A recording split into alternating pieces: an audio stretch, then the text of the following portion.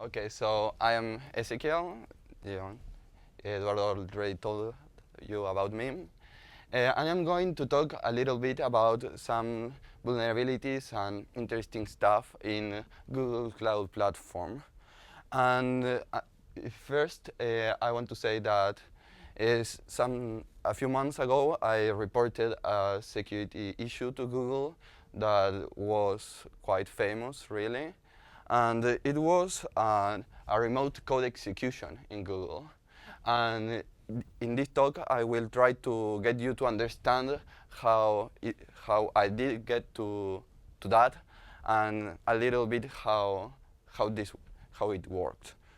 So first, I want to say that I'm going to talk about the Google Service Infrastructure, more specifically about this Google Service Management API.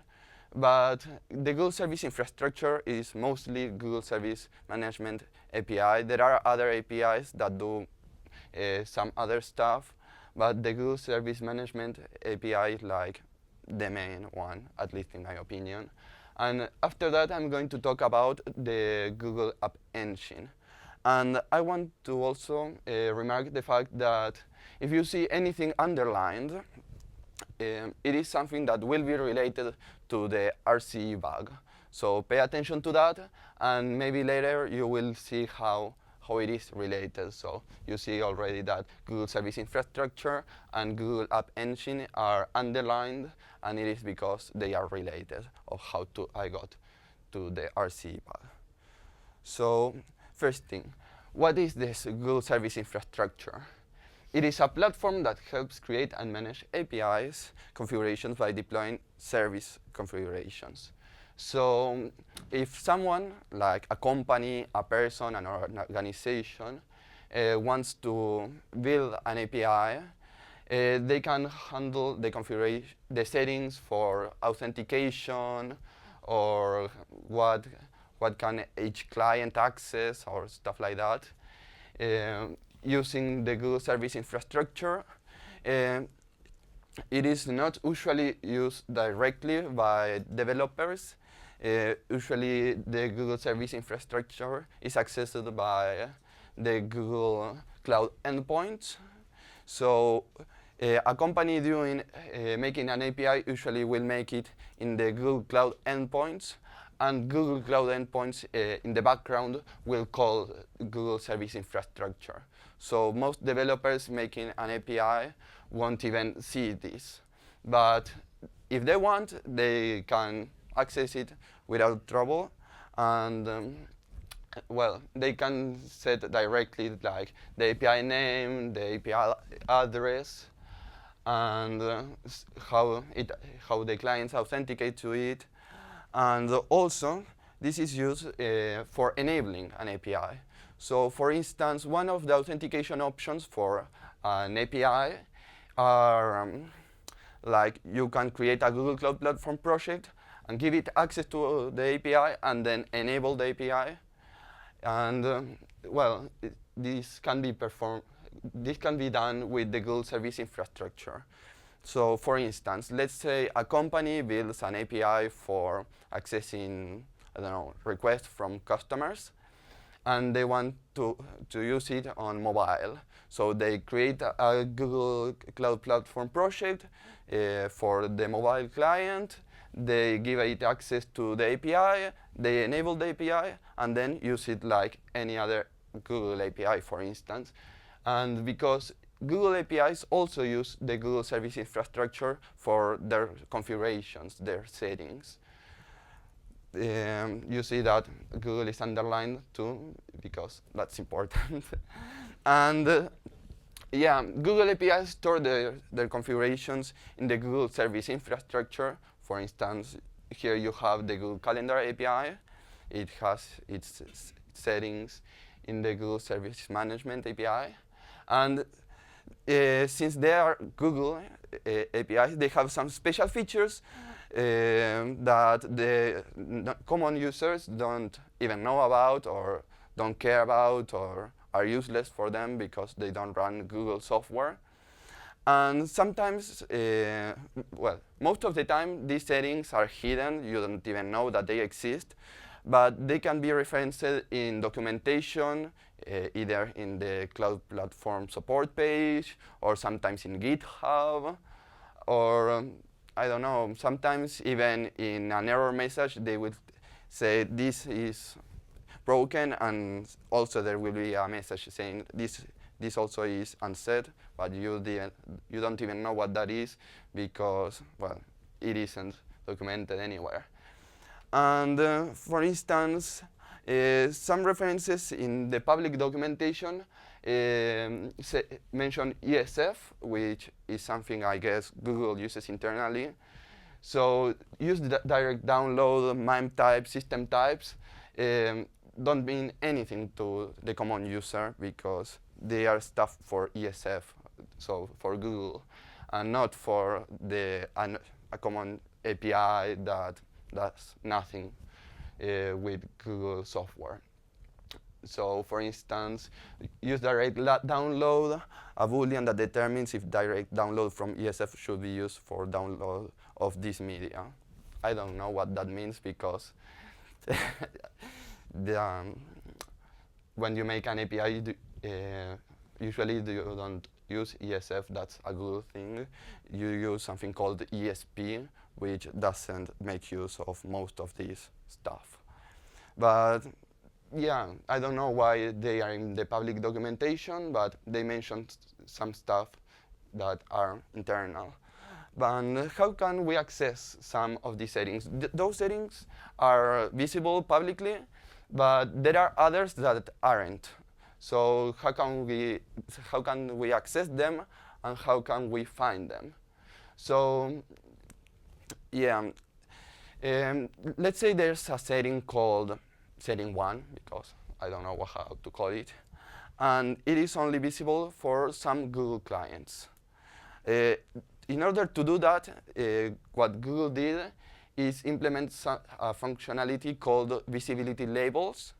So a client with one visibility label can see all the methods or fields of an API configuration with that visibility label.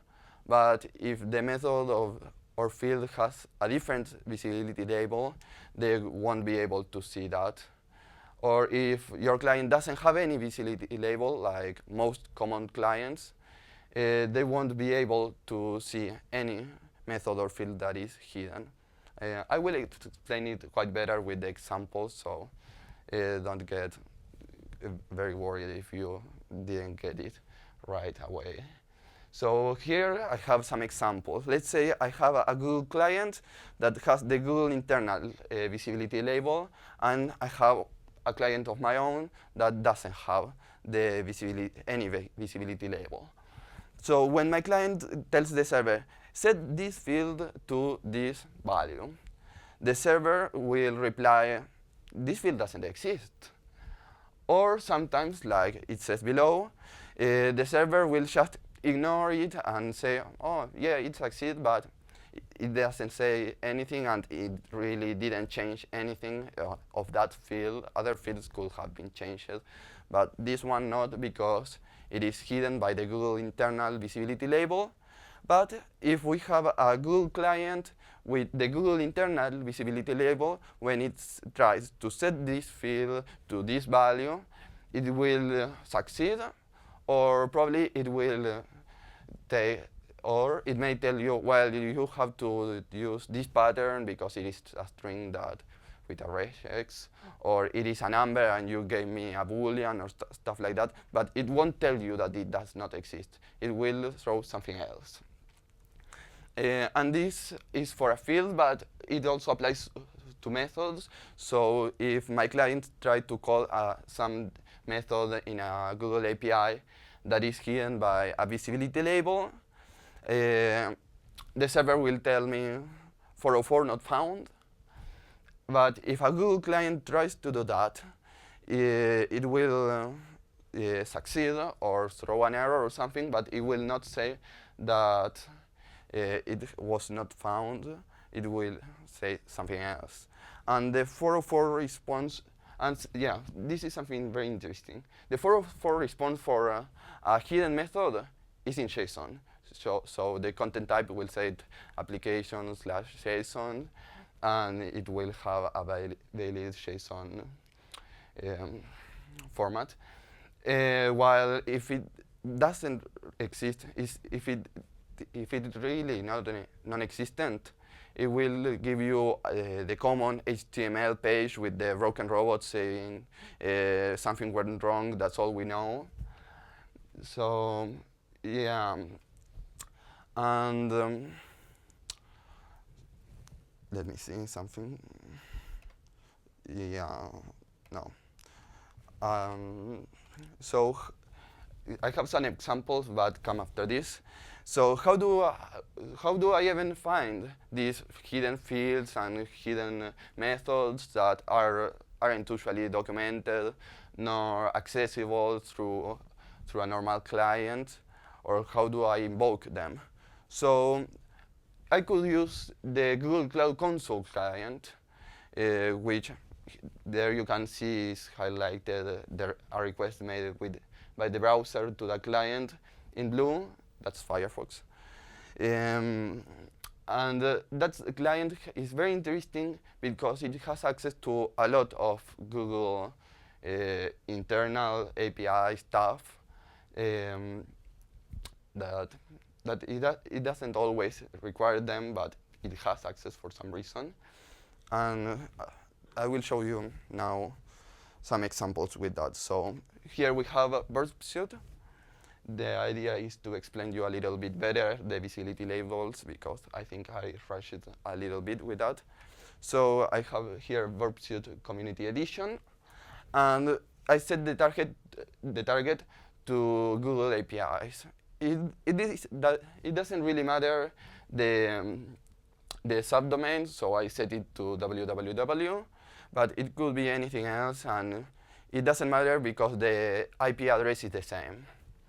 So yeah, I set it to that, to the HTTPS, because it doesn't like HTTP, it prefers HTTPS.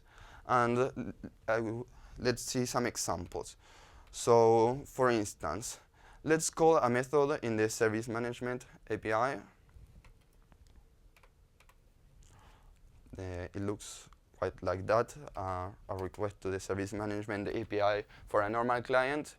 There are a few things that I want to clarify. Is first, that you can see the service management is usually located in servicemanagement.googleapis.com.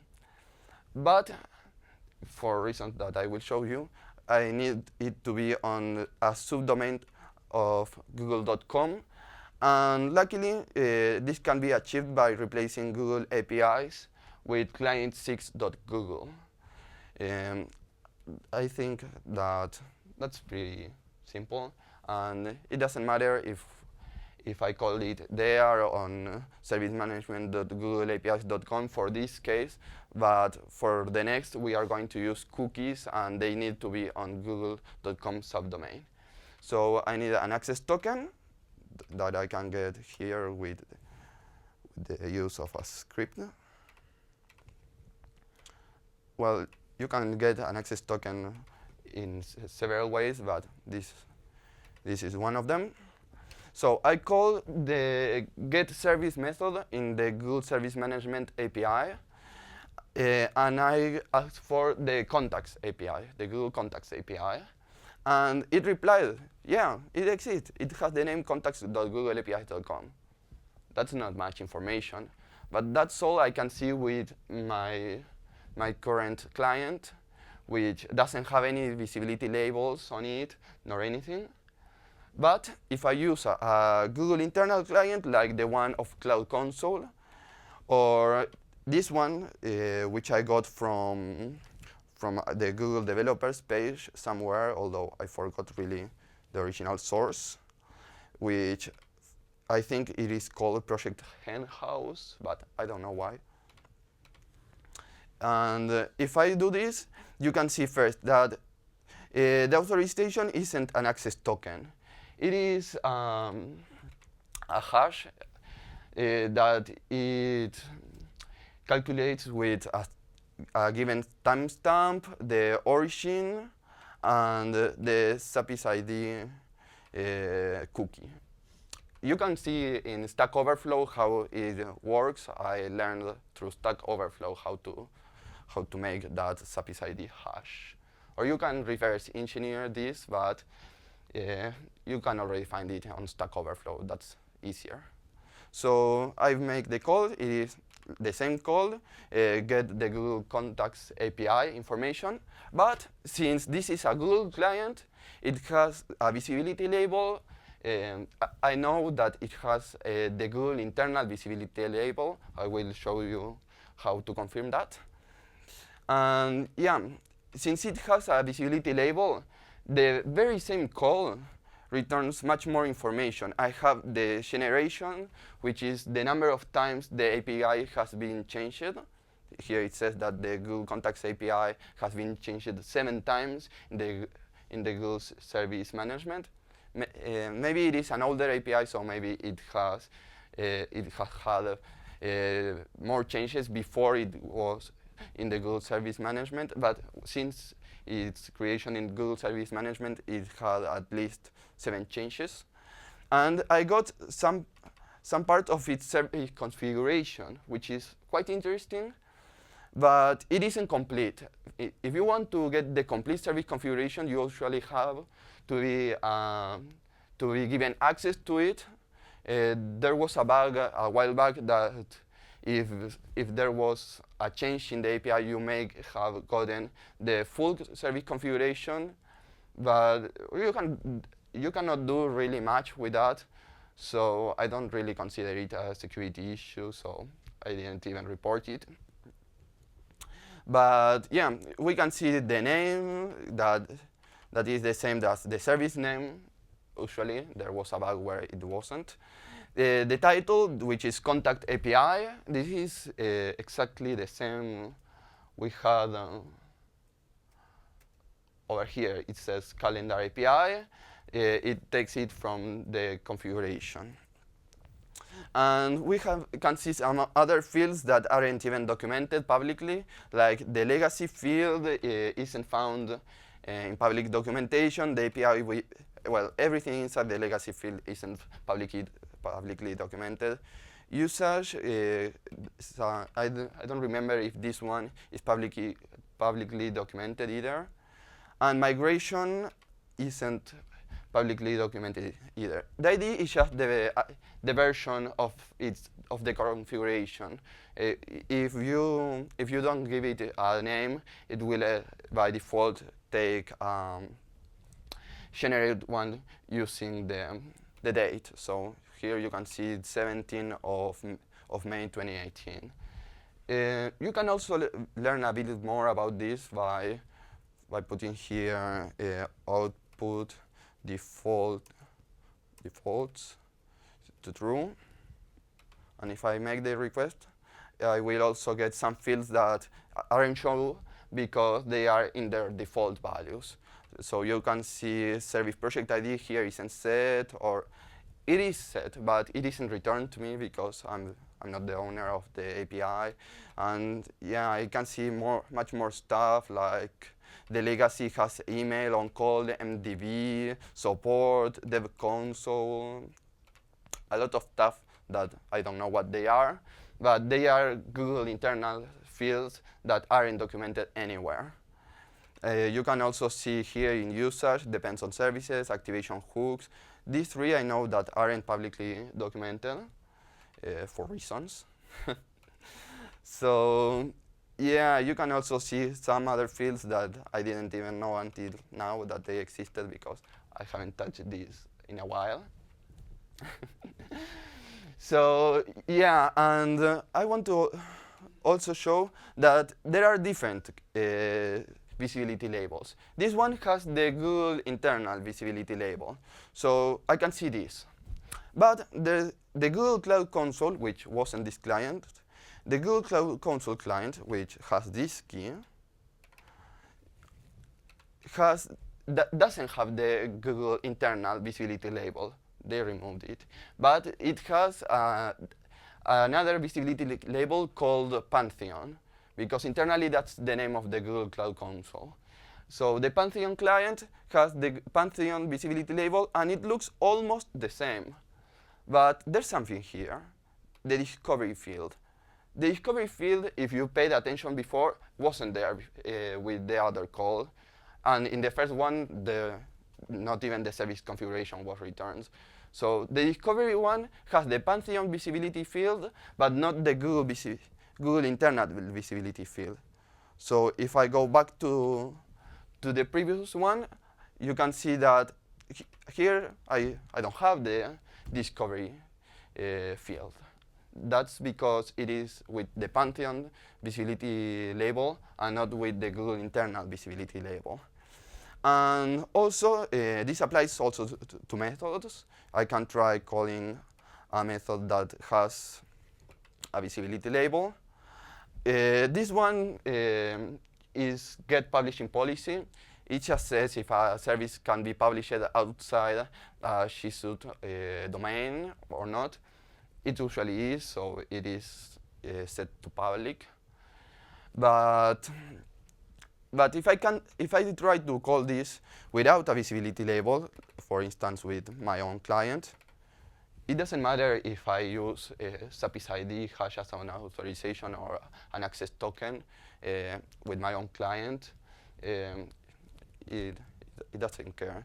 And here you see method not found, but pay attention. We know that it exists because we just called it with another client and it worked.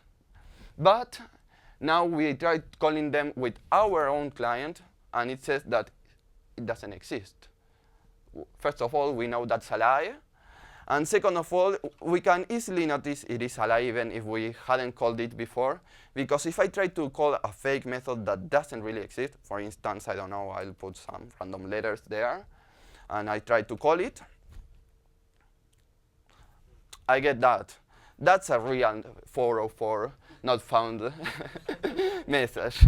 So if I try to render, it should try to show the robot, although burp, it doesn't really render everything. But yeah, that's a real 404 error message. If you get the JSON one, you know that it exists, but it isn't letting you access it. There's one little thing.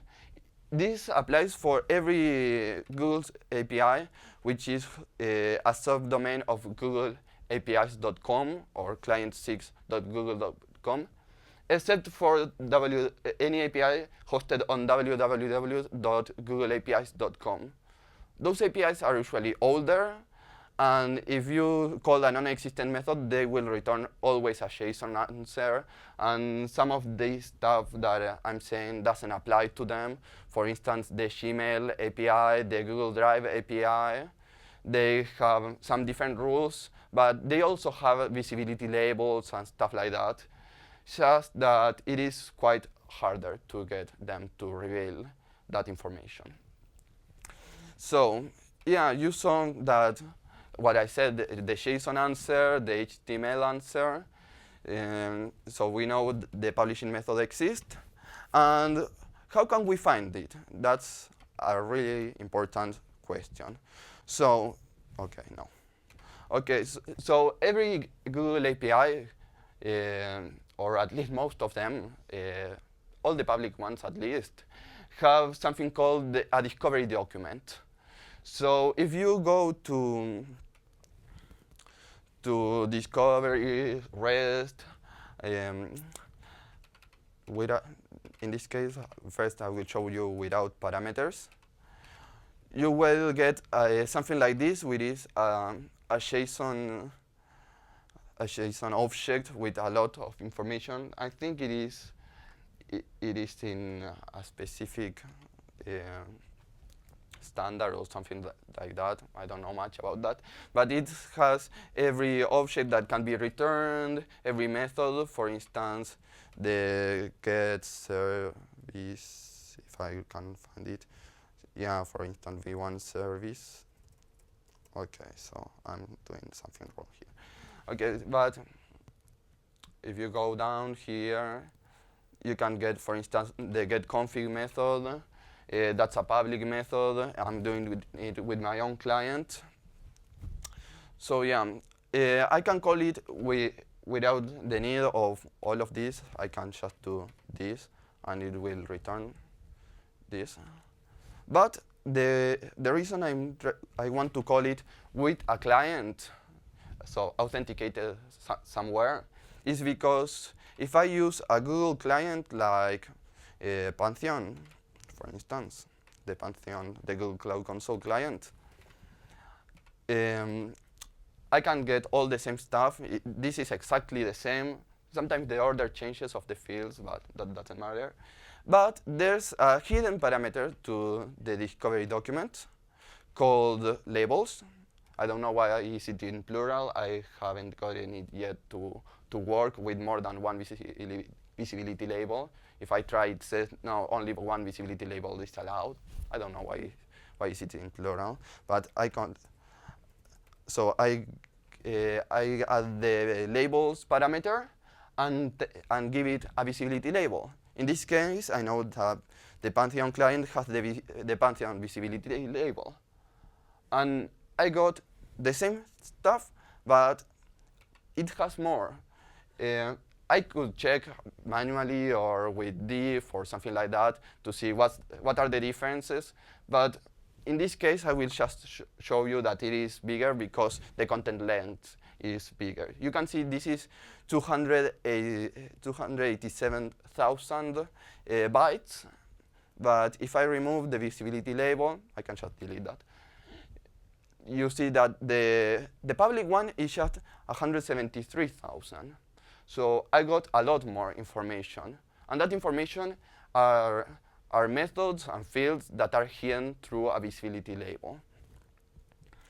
So yeah, I can give it the Pantheon visibility label. But since the Pantheon client doesn't have the Google internal visibility label, if I try to get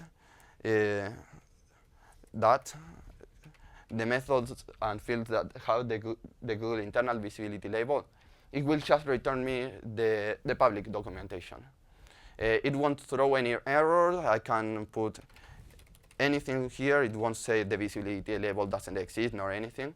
It just will return the public ones. So, but I also have a client, the Project Henhouse one, that has the Google internal visibility label. So I replace this, and now I got almost 500,000 bytes. So I got a lot more methods and fields that have the Google internal visibility label.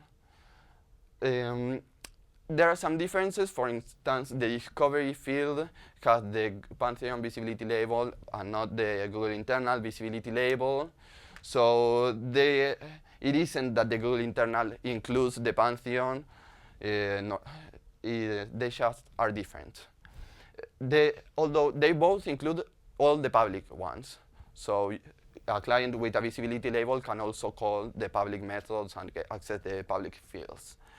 And two, if I try to access the Pantheon fields with this client, it will return just the public ones because this client doesn't have the Pantheon visibility label. And something interesting is that this doesn't only work with the Pantheon, with the service management API. This works with almost any public API, and also some internal APIs that I will show you in a moment. Okay, so for instance, now I will try to get the Google internal methods and fields from the IAM API using the Google Cloud Console client, that in the IAM API, it has the Google internal visibility label. It is per API, the visibility label. It isn't per project or anything like that.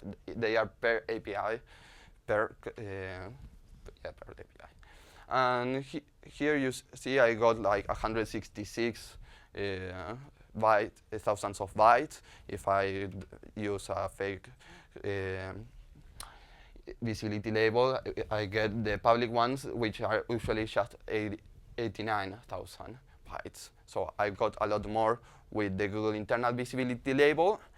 And something interesting is that I know for sure that it includes internal stuff, because this one has the very interesting one message that says .nud do not include in external documentation. And it has the HTML tags for it to be in bold red. So that's quite interesting. It is the remove deleted service accounts parameters that you can pass to the list service accounts. Usually service accounts you think that are deleted almost immediately when you click delete, but they aren't. There's even a hidden method to undelete a service account. It takes like 7 days, although more or less, sometimes less, sometimes more. But when you delete a service account, it isn't immediate. And there's a Google internal method and some Google internal fields mentioning it, and you can even call them using the Pantheon client, and you can undelete a service account. So yeah, we know that we have some internal stuff, especially with messages like do not include in external documentation in bold red. And something interesting also is that with the Pantheon client, the Google Cloud Console client, and some other clients too, but this one especially, I've noticed that it has a lot of internal Google APIs enabled for it. So it can call methods and do stuff in Google internal APIs that are only used by Google itself. You cannot enable those APIs. It will say 403, forbidden, stuff like that. And they have some quite interesting stuff.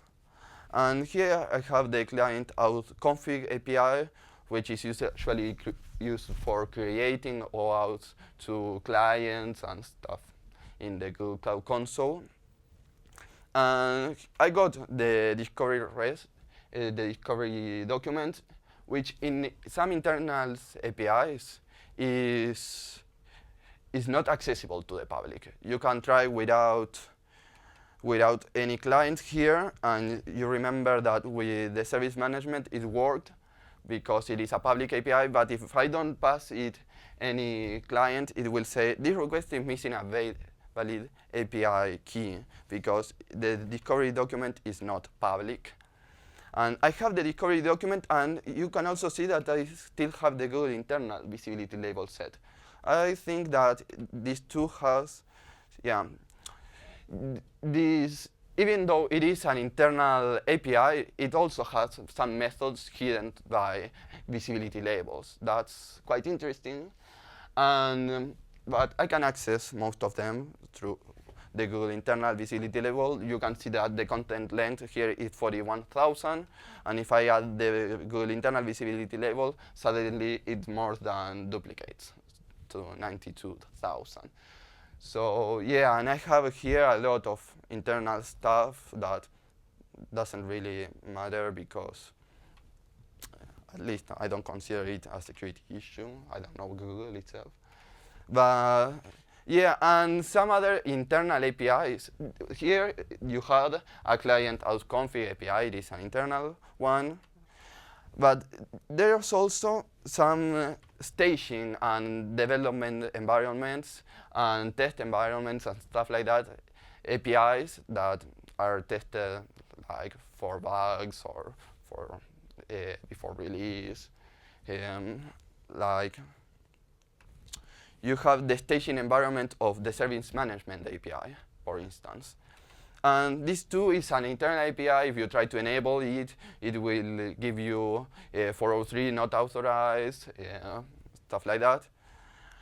And Pantheon has access to it. The Pantheon client has access to it. In this one, it does have the Google internal visibility label. In the production one, it does not have the Google internal visibility label. But in the staging version, it does. And well, here we have almost 500,000 bytes of documentation too. If I remove the Google internal visibility label, it will just return the same public ones for the production, although we are in staging.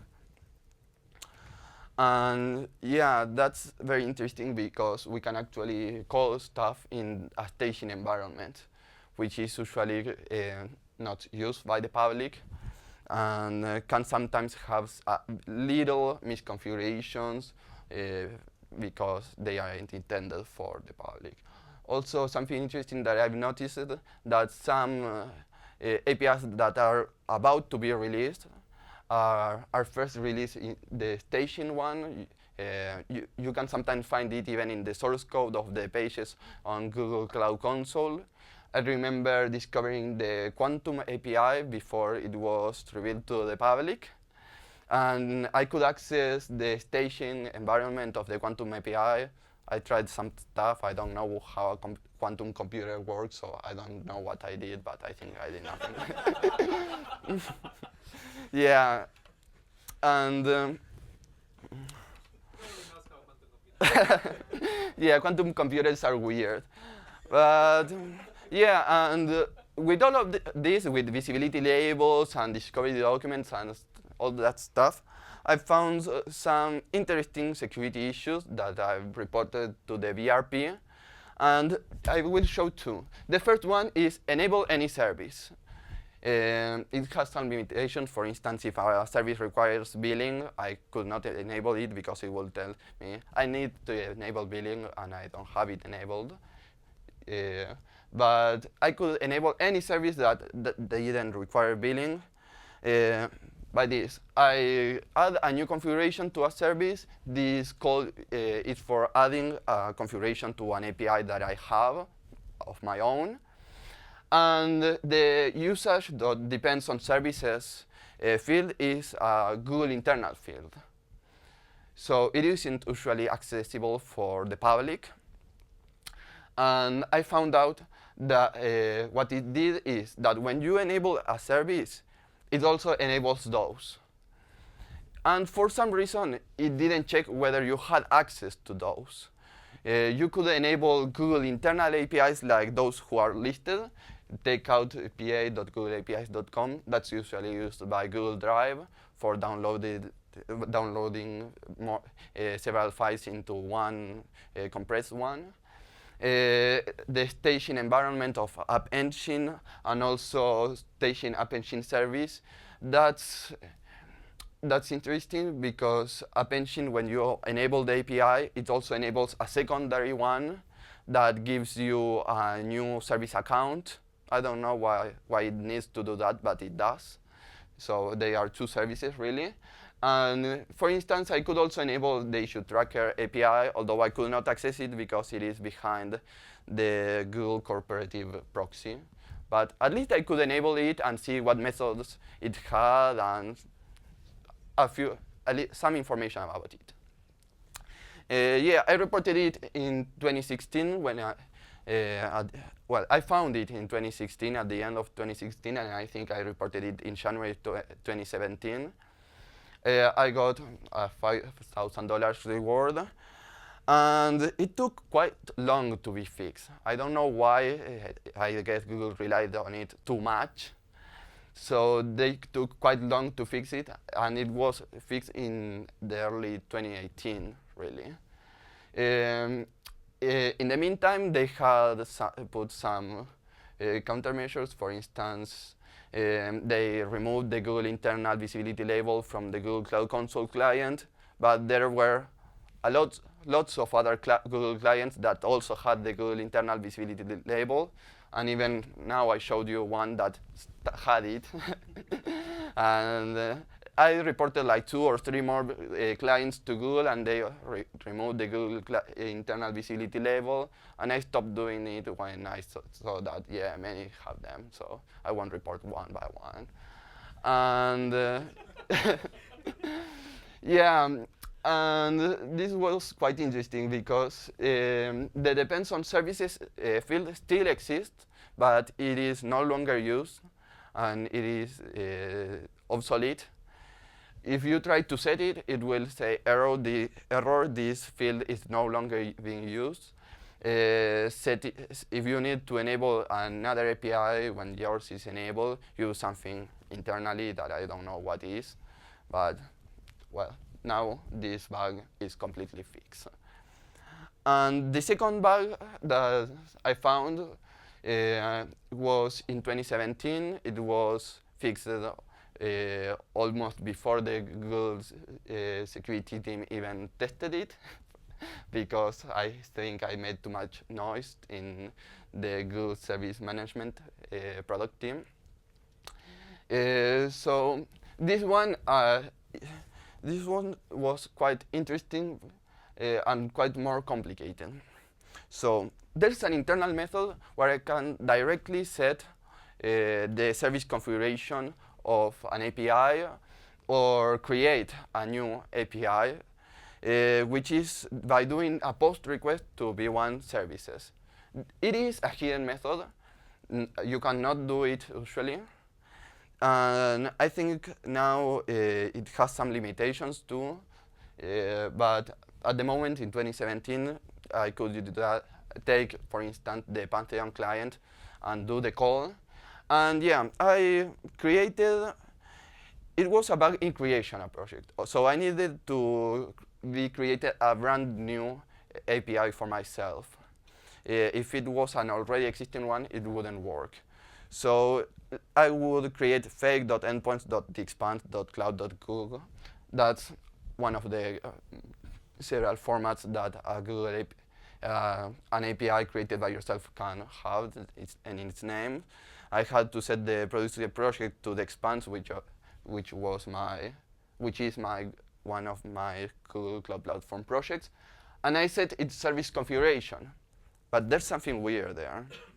The name in the service configuration is staging-cloud-resource-management.sandbox.googleapis.com, and at the beginning you saw something like this, but this name and the service name matches, but here no, they don't.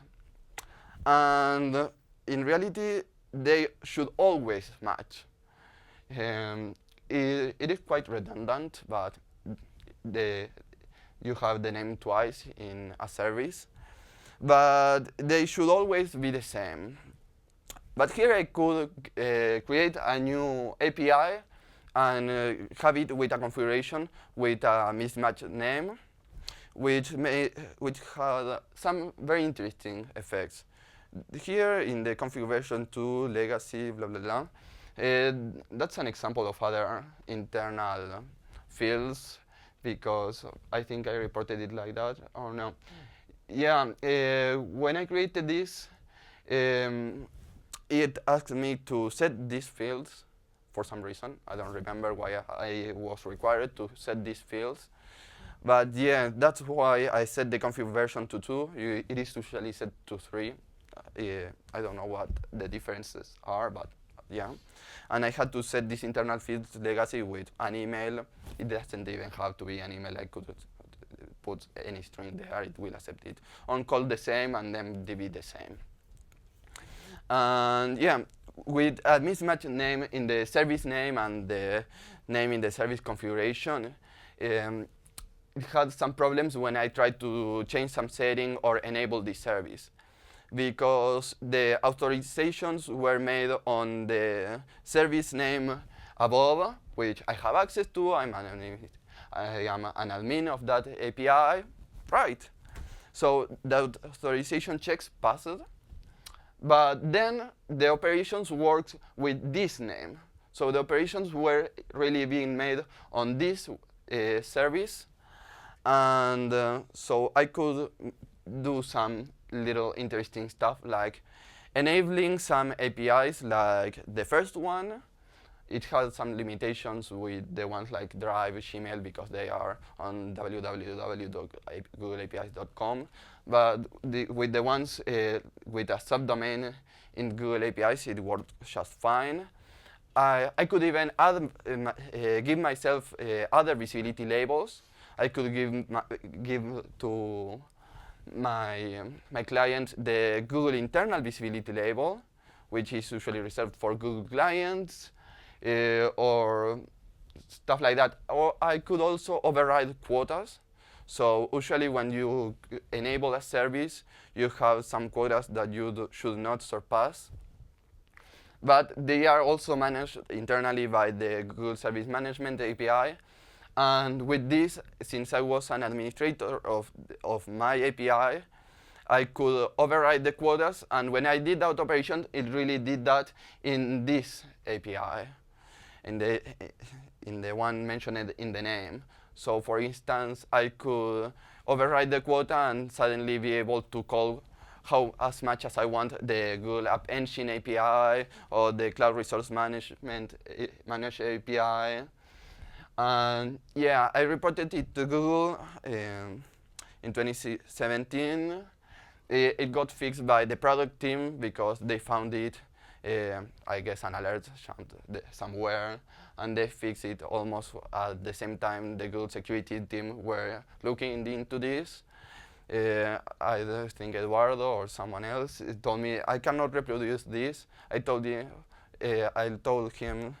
yeah, I thought you already fixed it. It is fixed. And yeah, someone replied, yeah, the Google product team found out about your hack an hour later after your report. So yeah, it was quite interesting, and it got a $7,500 dollars reward, and it was fixed really, really quickly.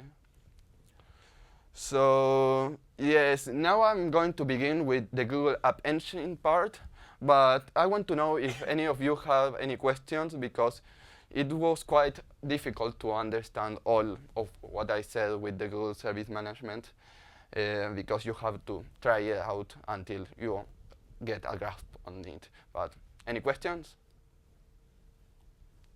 How did you discover the endpoints on the, I believe it was service management client 6? Yeah, the endpoint, like the fact that I can replace Google APIs with client6.google. Yeah, but no, but there were like these restless endpoints. Are they coming from the documentation? Or? The discovery.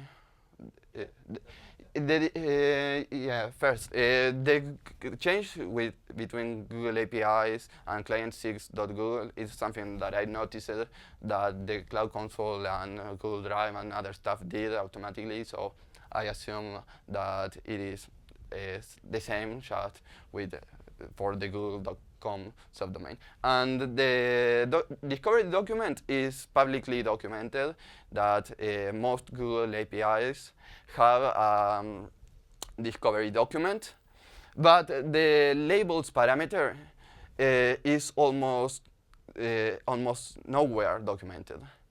I found it through a bug that wasn't a security issue, for me at least, that gave me all the service configuration of some Google APIs whenever they changed it.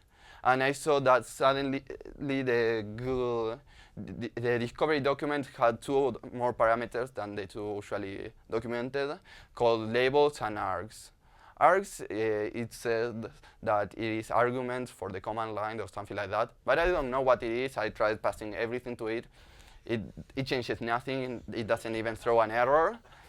And labels, it said that it was for visibility labels, and also said that it accepted more than one, but when I try, it says, no, I don't accept more than one. I don't know why. Why doesn't Google filter this feature, the visibility labels? Is it used in? Yeah, it's probably used internally. Oh, no. You could shield it from the outside, couldn't you? The way it works is that we use it the same way. From Google, not everything goes behind. So not everything goes behind our internal data. A lot of the things we work on works externally as well. So the things that are exposed either should not be, like, it's security by security if we just hide. Okay, but this is considered intended behavior. Perhaps. I actually don't know if the team knows about some of these things. Well, we sure to pay him if. So, yeah, but also if you look in GitHub and some other places, like some Go files in GitHub also mention that the discovery document have the labels and args parameters, but I discovered it through another bug.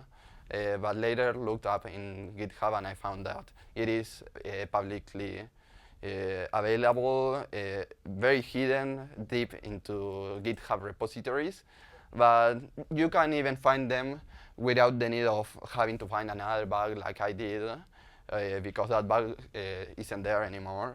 It was momentarily. But yeah, you can find it. So, any other question? How long did it take you to do the discovery? I don't know. It was like a progressive thing. I went discovering little pieces one by one. I really was quite quick to learn a lot about the service management. Once I discovered how the Pantheon client, the Google Cloud Console client, worked. So I began throwing it stuff until I wrote something and I said, oh, this is interesting. And I went learning there. It took like a year or a year and a half to discover everything that I've showed to you. But it was a progressive thing. I did some other stuff during that time. I tried to break some other stuff. So, yeah. How you found the sandbox environment, the staging? The sandbox environment, I found it because it was documented in some GitHub repositories. It was in the code because sometimes it has the production environment, and below it has a constant for the staging environment. I don't know why. I guess they test the application in the staging environment before the production environment. So I found that. I said, oh, this is interesting. I tried looking into it, and I went discovering more stuff in staging, development, test, and other environments that QA, although it is almost the same as production, so QA isn't very interesting usually. So it depends how you look at it. You say it was documented, someone can say it leaked, but Well, yeah, maybe it is a leak, no, but it's security by obscurity, but yeah, I would not call it documented. Yeah. well, yeah, I found it in some code in GitHub, and now all of you know about that. So, well, if there is no other question, I will begin with the second part of my talk, which is about Google App Engine. This is not as interesting, at least for me, and I don't have many useful tips for you. You The can. previous one was like 10K and the second one is 30. Yeah, but they are related. And the Google App Engine doesn't have so many hidden stuff that you can take, understand, and break. I think the service management one still has a lot of things that could be broken and suddenly it can become a security issue. Google App Engine has a lot more security, or at least better, in my opinion. But well, let's begin with the Google App Engine. So maybe some of you already know, but Google App Engine is, according to Wikipedia, a web framework and cloud computing platforms for developing and hosting web applications in Google managed data centers. So it means that you can run applications in Google servers and access them through the internet. And it is used by several companies like Philips, Coca-Cola, Khan Academy, Ubisoft, and well, Google itself uses it. An example of some Google applications that run on GAE, Google App Engine, are all the applications hosted on googleplex.com, all or at least most of the applications hosted with google.com, the old Google VRP dashboard, and the new one are both hosted in Google App Engine. The old one is still accessible through brp-game.appspot.com. And the security report form and other applications hosted in www.google.com/appserve are also hosted in Google App Engine. And a way to know that they run on Google App Engine is that it's because almost always they return a header that tells you that. It is called xCloud trace context, and it has some hexadecimal information that is useful only for the developer. But yeah, I will show you in Firefox. Like if I okay, let's open the developer tools. Okay, so if I try with, let's see, for instance, here is one Googleplex application that is accessible from the outside. I think that's intended behavior, so that's not very interesting, but it is a Googleplex application nevertheless. And in the headers we can see the xCloud trace context because it runs on Google App Engine. If we try with bughunter.withgoogle.com, we should get the same header because it also runs on Google App Engine. The old VRP dashboard also ran on App Engine, although you can already realize that because all the Google App Engine applications run either on appspot.com or googleplex.com. All of the subdomains of those websites, or at least the great majority of them, are hosted in Google App Engine, but you can still use the header method. You can see here that in the response header, I have the xCloud trace context. And yeah, the security form too. I can go to this Google VRP security report form, and it doesn't look a lot like an application in Google App Engine, but it is. Where do I have it? So here. So this is the request for the Google security report form. And yeah, it runs on App Engine. www.google.com doesn't run on App Engine, but this page does. I don't know exactly how that works, but they have a single page that runs on App Engine. And yeah, App Engine is used for a lot of things. And obviously, this doesn't use everything, only the public features of Google App Engine. It must use some internal features of Google App Engine in order to report a bug and add it to the issue tracker and all of that stuff. Or at least I think it should. And I was right, luckily, or unluckily. But I will show that later. Now let's see some bugs that I found in Google App Engine. The first one was how to access an internal Google site.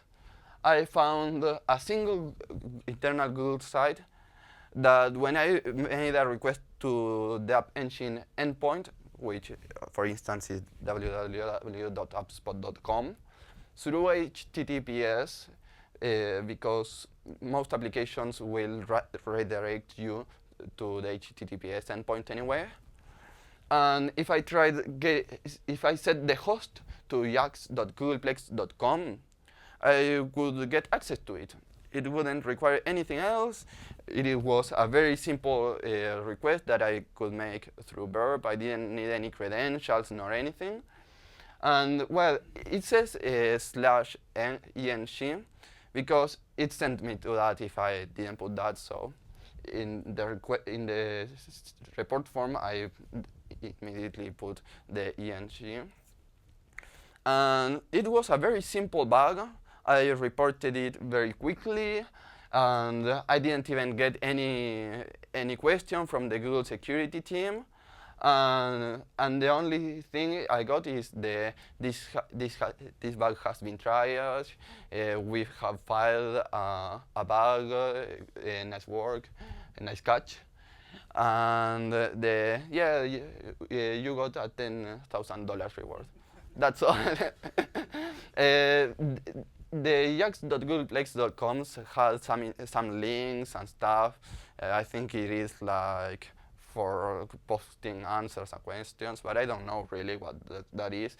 I know it was quite sensitive because the footer of the page said Google Confidential. So yeah, and it is on Googleplex, and yeah, I reported it, and yeah, it was a security issue. It's like a Stack Overflow, but internal. So yeah, there's a lot of confidential. Okay, so yeah, I got access to the internal Stack Overflow of Google, and yeah, I didn't need it much. And I have asked a question about at the box. What is this about? yeah, and a second bug that I found in Google App Engine that I reported it, but it didn't have almost any impact, but I like to mention it because it shows that Google App Engine has some internal stuff inside of it. And is that in the Google App Engine runtime of Java 8, there's a file called etc password.borg. That's interesting. I found it on some of the binaries and tried accessing it, and I got access to it just like that. It didn't have any security impact, so it got no reward, no monetary reward. I think they filed a bug, or I don't remember. But yeah, and it looked like this, like a normal Linux password file, but it had all the usernames of the Google employees. It doesn't include groups, like for instance, security@google.com is a Google group on the google.com domain, so it isn't included here. But we can see that the first user in Google employee is Page. Then we have Sergey, then Ken, then Emergency. I don't know, but they are real accounts. If you try page@google.com, it is a valid email address, it is a valid account. Sergey@google.com too, Ken@google.com too, Emergency@google.com too. So yeah, what? You email them? No, but yeah, it was quite interesting because there are a lot of accounts. Some of them were like, I don't know, like for testing. I think there is one called testing 2016 at google.com. I do some testing with that because it doesn't even receive email. If you try to send it an email, it will say, no, there's no email inbox for that account. And yeah, and some accounts also were like output app hostings dash something, and they revealed some Google services that were about to be deployed. I don't remember if it was like this, no, but the Quantum API was also mentioned in this file at some point, although I already knew about it because it was in the source code of the Google Cloud Console. But yeah, but I reported it. Sadly, it didn't have much security impact, and I guess it is the only file or one of the few files that were accessible. If not, the Google security team would have found other files that maybe they were more sensible. And I reported it in 2017, and it got fixed in 2018, so it took some months to get fixed, so it didn't have any high priority or anything. But yeah, we know that App Engine has some internal stuff inside itself. And I want to talk about some of that internal stuff. First of all, some internal stuff is documented and is accessible to the public, and that's intended behavior. For instance, if you if your application throws a warning, you want to see that warning in the Google Cloud login, in the logs. So it has to make an internal call so it can add a log in the logs. And yeah, that's intended behavior. You should be able to do that. So for instance, an internal action is like getting the service account name for that application. You usually, in Java, at least in Java 8, you can do it like this. You import a bunch of libraries, classes, and you call the get service account name method and stuff. And an internal mechanism retrieves the service account name and give it to you. That's fine. You should be able to do that. That doesn't really matter a lot to us. And the way it works, if you do some reverse engineering and stuff like that to see how the calls get to be executed, it ends up being an HTTP request. I don't know why, an HTTP request to an endpoint located in 169.254.169 again, 253 in the 10,001 port to the base RPC HTTP. And it has some stuff like X Google RPC service endpoint, this thingy, X Google RPC service method, this other stuff. I don't know what they are. If I change them, it doesn't work. It will throw an error. But yeah, these are the only values that I have found that work. I don't know what they are really, but yeah. And here it says call app identity service dot get service account name with no parameters. That's encoded in something called protocol buffers. Maybe some of you know what it is. But for those of you that don't know, it is a way to encode a message, like, for instance, a JSON, in binary. So that's just JSON in binary, let's say that. It is JSON in binary. And it says, well, it has the method. This is the service, this is the method name, and you can add parameters, but the get service account name doesn't really require any parameters. So yeah, and it does an HTTP request, it comes, it decodes the binary, and it gives you the result. But in that endpoint, the one in the host header, it has the 10,001 port, but it also has the port number 4 open. I found it running Nmap on Google App Engine because you can, and I did it. I ran Nmap, I discovered the port number 4, and it was almost the same as this, but it wasn't an HTTP 1.1 service. It was an HTTP 2, and it is more specifically a gRPC server running on there. A gRPC is like a protocol for performing calls, like when you call an API or something, using this, the JSON in binary, the protocol buffers. So yeah, it is easier in the port number 4 to do all of this because I just need to give the call app identity service with the service account names, the gRPC library does all of that. And it also has some interesting options. For instance, I could encode a JSON inside the request. So I could have the protocol buffer, but inside the protocol buffer, I have a JSON, which is like redundant. But yeah, I can, and it makes life easier because you can try a lot of stuff more easily if it is in JSON rather than in binary. And I did that. And it also let me say, well, when you say call something with no parameters, it really is like an empty JSON with an object like empty, but not completely empty, like a text with nothing. It is like the brackets with nothing inside.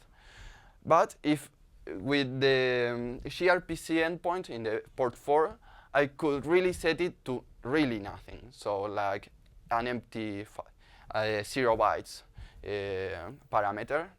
And that's invalid. You need to have something. But it would throw like incomplete request if it is a valid request, and if it's not, it will throw an error before saying this doesn't exist. You are trying to call a non-existent method. I couldn't resolve it.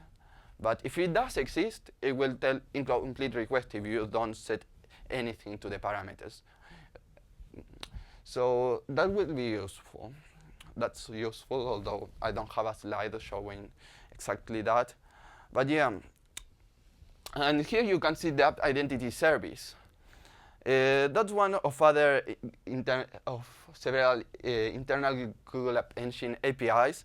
We have also the app config service API, load store, data store version 3, data store version 4, file, search, remote socket, blah, blah, blah.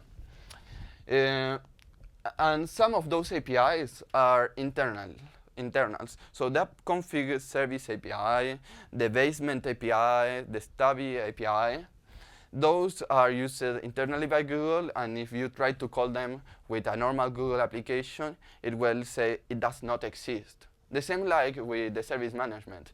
It lies to us saying that it does not exist. But there's a way to know that it is. Like with the service management API, you could know that it exists because it returns the answer in JSON. Here, it's much more difficult to realize how to do that, but we can use the gRPC server in port number 4 and set it with no parameters at all, not the empty object, the 0 bytes parameter options, and it will tell, it will say incomplete request, even if you are trying to access some internal API. So if it wasn't a valid one, it would say this doesn't exist. But since it is a valid one, it will say that it exists. And I will show you how this works. I have a, oh, what happened here? I have an example about that.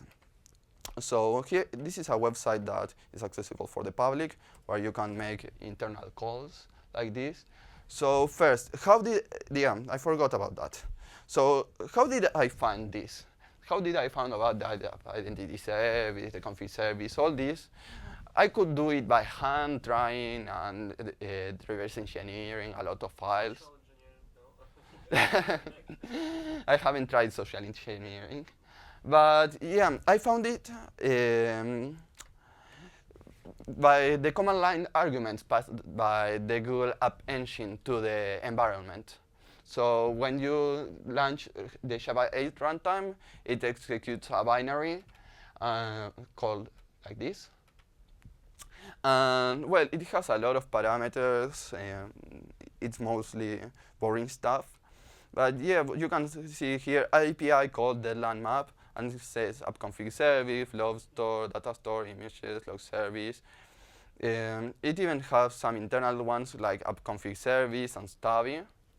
So that's another way to discover that those are something interesting. And yeah, I found them like this. Online, I mentioned how I got to see the parameters passed by the runtime. It is easy. You just make a library for Java that read in C, add to the application, and that library gets the parameters. You have to make it. There isn't one usually available. I made it. It's just a bunch of C++ code. So yeah, and we also want to see this. Okay, so look, when you make a request to one of these internal APIs, you have to set the API, in this case URL fetch, the method, the fetch method, and the parameters. Yeah. I also have here an option for setting or not the parameters. But this is exactly like this. App identity service dot get service account name. Well, that just means call the app identities service API with the get service account name method. It is exactly the same. This is an example that I just ran. It is for retrieving, making an HTTP request over the internet through the Google App Engine. And well, I got here the example.com website. I think this is base 64. And some headers and stuff like that. That's interesting. I can make calls directly without having to write Java code. So yeah, but we also have we also want to make calls to the internal APIs. For instance, Stubby, because I think Stubby is like a really pretty name for something internally. But when I try to make a call, it says call stubby.send is not registered. So it doesn't exist according to this. Oh. But I think it does exist. Yeah, it is a lie. Because if I don't set the request field, which in my website I do with this parameter, if it is a 1, it does set it. If not, it does not. It says incomplete request. So I know there's something there, because if I try with anything else, like I add a letter here, it does really say that it is not registered. But this one says incomplete request, so it does exist. Or I think it must exist if it goes through the trouble to saying me that it is an incomplete request. But yeah, but how can I get around that? I got to the point of knowing that there's something there, but how can I access it? Yeah, that's a very big problem. So yeah, I can use the staging environment of Google App Engine. The first bug that I mentioned in Google Service Management got me access to the staging environment of Google App Engine, though these were among the services that I enabled with it. So yeah, maybe if I try this in the staging environment of Google App Engine, I can get access to the Stubby API. But I had a problem there. When I deploy an application in the staging environment, I don't know how to access it, because it gives me a URL and stuff like that. But if I try that URL in my browser, it just takes me to a 404 page not found in some Google server. But I could get around that with similarly to the bug with the internal Stack Overflow. I send the request directly to appspot.com. So, and the URL looked like this, the expanse.prom9ly.sandbox.google.com. This URL was given to me by the Google App Engine API, so I didn't have to guess it or get it from somewhere else. The API gave it to me. And when I saw that I couldn't... Probably an XSS as well, because that means that you control the instance of google.com. I don't know.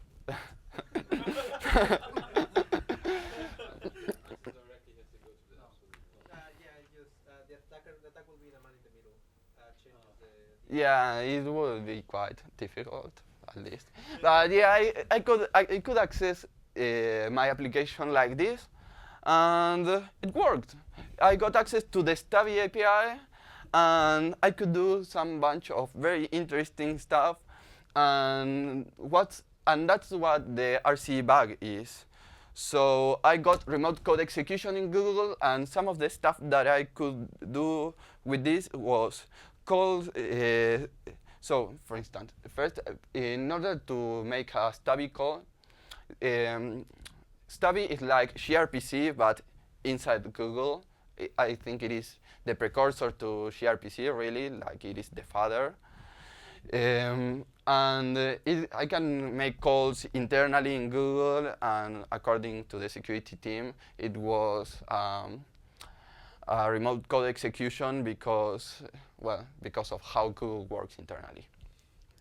And yeah, and if I wanted to make a call through Stubby in the Google App Engine, I have to first call stubby.getStubID, and it had two parameters, one parameter, host.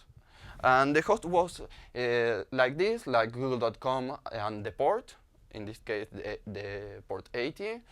Or I could also call some pages in corp, although the fact that it only let me with HTTP was quite a limitation, because most of them really use HTTPS. So when I do a call through HTTP, it says, no, you have to access through HTTPS. And I couldn't do that. And also, there are some internal stuff located like in Blade, colon, and stuff like that. For instance, Monarch, Dash, Cloud, Product Streams. I don't know what that is, but it worked somehow. Okay, it is something. And the getStubID method will return a stub ID. It was just like a long string. And when I call the send request that I showed you that it exists, I have to set the stubby method, so I have to set the service and method. It was quite difficult to learn how this was. But luckily, I found no documentation or in GitHub or anything like that. But in the binaries, it had some documentation, some some strings. In the binary, there were some strings with this format, so I tried them and it worked. And also after that, I discovered that there was a call that will return me all the services and methods of that server. So it was like the discovery in the Google APIs. And the stubby request, this could be in, I could set this in binary, or yes, this was JSON in binary only. So the protocol buffer, I could not use JSON nor anything. This was protocol buffer, and so you had to compile it using the command line and stuff like that. If you don't know how protocol buffer works, you can Google it later, and it is really simple. And the stub ID that I got on the first step, I did that, and I could get some interesting stuff. And among the things that I could do were like making HTTP requests and stuff like that. And I have one HTTP page that I saved because it looks interesting and it didn't have anything confidential. At least I think it doesn't, so I think there's no problem. It was one that I got for, while testing that this really was a security issue, and it looked like this. This isn't any. Yeah, some of you know this page. So yeah, I don't know really what most of the stuff means, and the links obviously don't work. I would have to make the request with Stubby and all that again. But yeah, I don't know. I could get this page through Stubby by making an HTTP request, and I don't know. It looks something quite internal. And yeah. No, this one they find by bugs. It's a screenshot. No, that's HTML. No, this is real HTML that I saved. Oh, you saved it, yeah. Yeah. Did you find any documentation about this? No, I didn't even try. I just tested it. It works. Okay, I reported it. Yeah. There was if you have a bug, you can find the documentation. Okay, and remember that we didn't only have Stubby, we also have Basement and app config services. Basement isn't very interesting, Oh or at least I don't, at least I think I didn't find many interesting things there. I think then it is interesting. I just didn't know it. But but well, you work at Google, so you know that. I don't know anything about that. And the Google App Config service was a little more interesting at the time because I didn't know Basement was interesting. And the app config service let me change my app settings. I could override the quota limits. That was an issue because in the staging environment of Google App Engine, I ran out of quota very quickly because I had to put my application in manual scaling, which means that it keeps running, because if I did it in some other way, it didn't let me access it. So I ran out of quota very quickly, but through this way, I overrode the quota and I could call it as many times as I wanted. I could give my application more permissions. I'm not sure what do they do, but one of the permissions was access to Google 3. I don't know what that is. And another permission was making the app a super app. I don't know what that means either. I didn't see any change when I set those permissions. Google 3 is the code repository. Okay, good. So Google 3 is Piper. Google 3 is Piper, okay. But I don't know. Super app sounds cool. Yeah, super app sounds cool, but I don't know what that is. And there's a lot of stuff that I do not understand that I could have changed with the settings. And yeah, so I reported this issue on February. To Google, it was quite difficult for me to explain everything because it involved the bug in the service management to get access to the staging environment, and the fact that I had to make the call like the Stack Overflow call. I don't even remember if I said that or not. And at first I reported it that I got to make some calls in Stubby and it got at P1 severity, so it was severe, but not that much. I don't know. Then I also then I found the possibility of changing my settings and stuff like that of the application, and it got to P0, so it was more important somehow.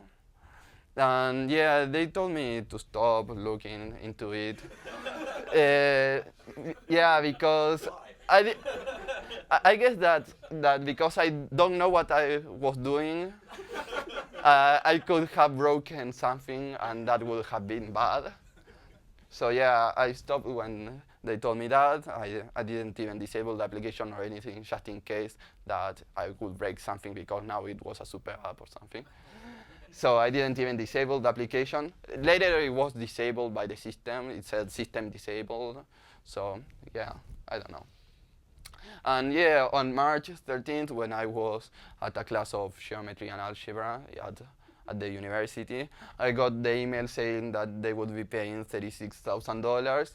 And on May, I got the green light for publishing this, and on May 20th, I published the write-up. So yeah, that's all that I wanted to show you guys.